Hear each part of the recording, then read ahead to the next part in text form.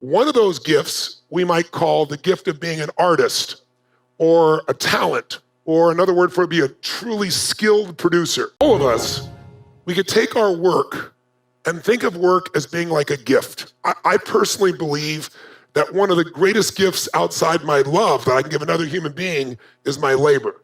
But there's 3 gifts of labor you might have within your nature, meaning you can master anything, but under stress, people tend to go back to their true nature. And there are 3 gifts of labor that you can give. One of those gifts we might call the gift of being an artist or a talent, or another word for it would be a truly skilled producer. Some people, the reason you know this is your gift is what you love to do is to create a product or service and deliver it to people, and you're enamored by that. The woman over here who was doing the work, if you recall, in hospice, she would be a perfect example of an artist. She's not in it. She wants to make money, don't get me wrong, but she would never trade the money for the impact. So when someone is in it as an artist, and by the way, most businesses are started by artists. There's somebody who was an amazing negotiator, an amazing fashion designer, amazing code writer. And they said, I work for this company and they don't do a good job for customers and I can do a better job. I don't work for them. And they start their own company thinking that the company is all driven just by the sales or the negotiation or the code or the fashion. But a company is much more complex than that, especially as it grows. So an artist is in it for the impact.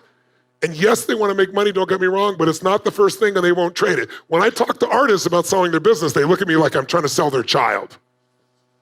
The second gift you might have is the gift of being a manager leader. A manager leader is someone who lives to manage people and processes.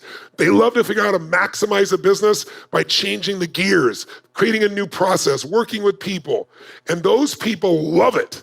Now, they are not artists in that their talent or skill, they're not there delivering it directly to the client. They want to work on the people that are directly delivering the client. They want to work on the system that makes this business work. And so they think it differently. They're inspired by different things. They make different decisions.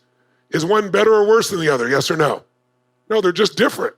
And by the way, you might say, I have both those skills. I bet you do, but they're not equal because they're different types of skills. So you might have them both, but there's one that is your true nature, that when things are going well, you're going to go back to it.